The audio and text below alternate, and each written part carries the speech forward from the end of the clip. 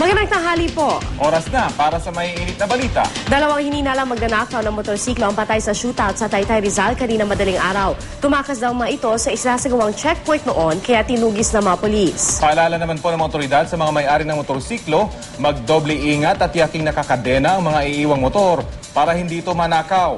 Balitang hatid ni Katrina Son. Ipinapatupad raw ngayon ng Oplan checkmate sa Taytay Rizal. Sinisita nila ang mga nagdaraang nakamotor para masiguro na hindi mga kriminal na riding in tandem ang mga ito. Kanina pinatigil ng mga pulis ang mga sospek sa checkpoint sa kanto ng Manila East Road at Velasquez Street bandang 2:00 ng madaling araw. Naplakahan daw kasi ng mga pulis na gamit nilang motor ay nai-report na nawawala.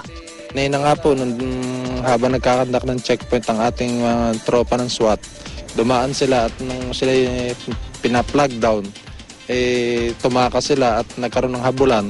Dagdag pa niya, pinaputukan raw ng mga sospek ang mga pulis na humahabol sa kanila kaya nagkaroon ng shootout. Sa paghupa ng putukan, patay ang dalawang sospek. Natagpuan sa mga sospek ang dalawang kalibre 38 na baril at mga basyo ng bala. Positibo naman na itinuro ng biktima na si Randy Espiritu ang isa sa mga sospek na siyang pinaghihinalaang nagnakaw sa kanyang motor. Pumunta raw ang sospek na si Jake Buenaventura sa kanilang bahay para makipagkwentuhan kahapon ng madaling araw. Nakalingat lamang raw siya ay wala na rin ang kanyang motor at ang sospek. Naro lang po ang banyo sa kahilera namin. Tapos pagbalik ito, binalik po yung susi. Ngayon po, mga ilang minuto, wala na yung motor ko, pero nasa akin yung susi.